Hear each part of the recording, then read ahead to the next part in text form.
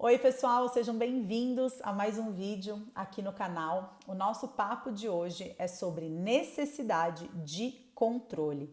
E esse tema é uma unanimidade. Todas as vezes em que eu lanço caixinha de perguntas lá nos stories do Instagram, eu recebo muita gente comentando como é difícil de lidar com praticamente essa compulsão em querer controlar absolutamente tudo o que existe à sua volta. E no vídeo de hoje a gente vai falar um pouquinho a respeito do que essa necessidade de controle está camuflando, de como que isso tem relação com o universo da nossa criança ferida e de que forma que a gente pode vislumbrar uma saída de todo esse pereco-peco. Então fica aqui comigo.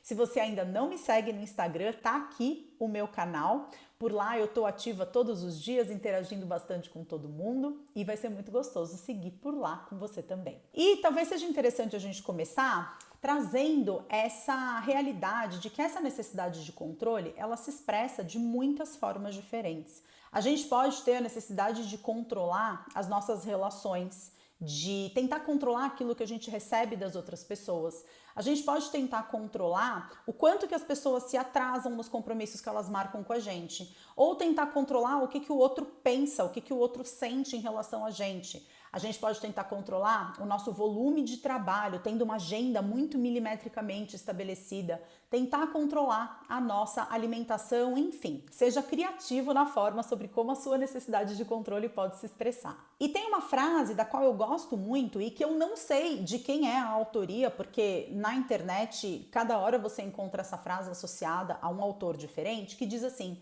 que todo excesso esconde uma falta. E essa frase ela é muito interessante porque ela já coloca a nossa cabeça nessa questão da dualidade do que essa necessidade de controle excessiva, na verdade, está querendo significar. Que muitas vezes é a nossa percepção de falta de controle sobre tudo, uma necessidade muito grande de negar uma impotência. A verdade é que por mais que a gente possa tentar controlar absolutamente tudo que acontece nas nossas vidas, eu acho que o ano de 2020 veio aí para mostrar pra gente que a gente vive numa grande ilusão de controle.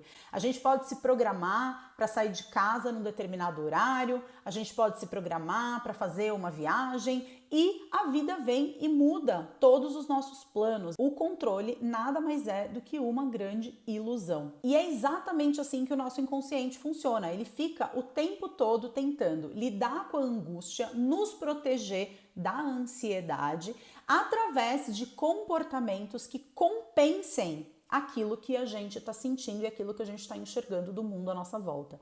Existe uma parte profundamente sábia dentro de cada um de nós que sabe que a gente não tem controle sobre absolutamente nada. Plenamente consciente de que essa realidade que aparentemente a gente pode controlar, ela está coberta por um verniz chamado Maia, que é uma camada de ilusão. E quando a gente rompe esse véu de Maia e a gente começa a caminhar na direção dessa sensação, e quando eu falo sensação, agora a gente vai para um plano físico, uma percepção física. O que é que eu sinto quando eu entro em contato com a ideia e eu aceito a ideia de que eu não controlo absolutamente nada na minha vida? E é aí que a gente começa a abordar o universo da criança. Porque todos nós fomos criança um dia e todos nós lidamos com a realidade de que não tínhamos controle sobre absolutamente nada na nossa vida. A gente não tinha condições de amarrar o sapato, a gente não tinha condições de se alimentar quando tinha fome, a gente não tinha condições de trocar a nossa própria fralda quando a gente estava molhado. E então a gente criou desde muito cedo essa percepção de que para que eu me sentisse bem, era preciso que uma outra pessoa estivesse presente para mim.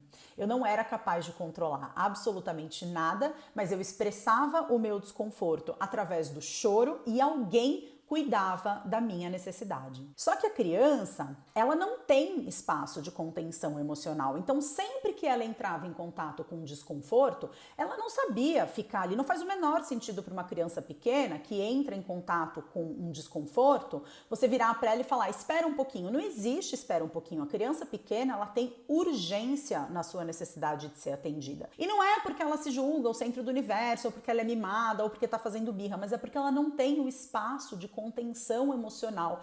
E quando a gente fala sobre isso, a gente não está falando de uma perspectiva muito hippie chique, não. A gente está falando de cérebro mesmo. Ela não tem um amadurecimento do sistema nervoso central que permite que ela consiga estar na presença do seu desconforto. Ela precisa do acolhimento do outro. Ela precisa do abraço do outro. Ela precisa, quando ela cai, quando ela machuca, ela precisa daquele abraço do pai, da mãe, do cuidador, do beijo no machucado. Ela precisa ouvir uma voz que diga para ela que vai ficar tudo bem. Conforme a criança vai percebendo que o outro exerce um fator de calma para suas próprias emoções, ela passa a desenvolver estratégias para receber do outro esse acolhimento.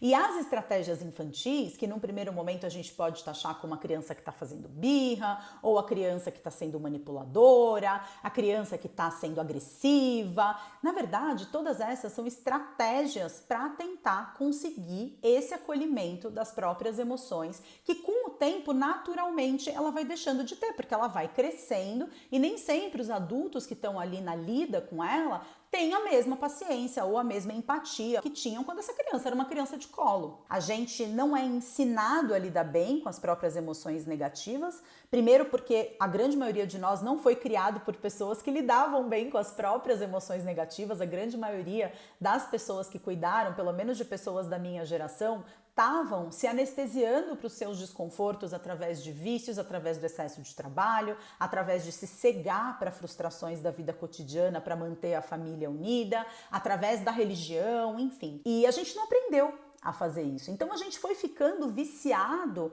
a esse funcionamento, a esse padrão de entendimento de que eu sempre vou precisar do outro para que eu possa dar conta das minhas emoções. A gente vai desenvolvendo estratégias de controle por essa percepção de que a gente não tem espaço de contenção. E a gente vai desenvolvendo outras formas de tentar controlar todas as variáveis à nossa volta que possam exercer um papel fundamental na forma como eu me sinto. Então eu controlo a minha alimentação, eu controlo o comportamento das pessoas em relação a mim, eu controlo se um amigo tá me deixando esperando 20 minutos quando ele disse que chegaria a tal hora. Eu tento controlar o que o outro pensa a meu respeito, perguntando o tempo todo: tá tudo bem? Escuta, você tá bravo comigo? Você tá chateado? Aconteceu alguma coisa? A gente tenta controlar o mundo à nossa volta porque a gente acha que a gente não tem espaço para aguentar as nossas sensações. Nada mais é do que um mecanismo criado pelo nosso psiquismo, pelo nosso inconsciente,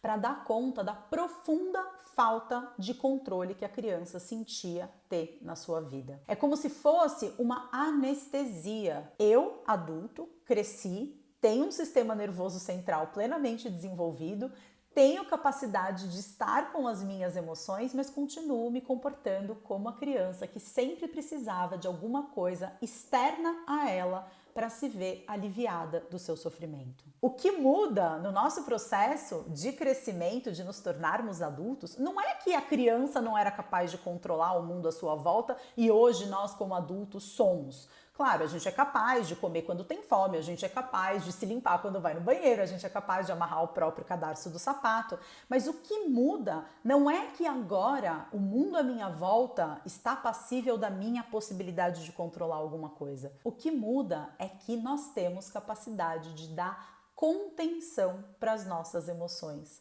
A gente não precisa se livrar de todos os desconfortos da forma mais automática, reativa e padronizada possível, sempre esperando que o meu mal-estar vá cessar quando alguma coisa do meio externo acontecer. Tem uma frase, que eu não vou nem tentar falar o nome de quem disse essa frase, vai estar aqui embaixo essa frase que diz assim, que a má notícia é que a gente está em queda livre, sem ter onde se agarrar, sem ter um paraquedas preso às nossas costas. E que a boa notícia é que não existe chão. Vida é o incontrolável, é esse grande mistério. E quanto antes a gente aceitar que a única coisa que a gente pode controlar é quanto tempo eu demoro para tentar me anestesiar do meu mal-estar, melhor pra gente, melhor para as pessoas à nossa volta e melhor para o mundo como um todo. Então agradeço sua atenção até aqui, espero que esse vídeo tenha feito sentido para você. Não deixa de colocar o seu comentário aqui embaixo se de repente a gente puder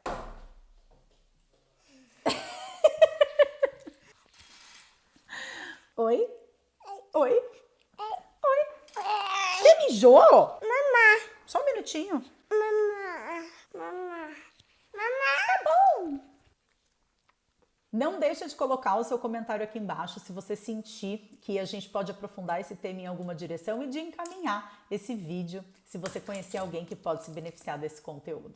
Aqui embaixo na descrição do vídeo também vão ter alguns links úteis das redes, do site, de onde mais você pode me encontrar e eu vejo você na semana que vem num novo vídeo aqui no canal. Tchau!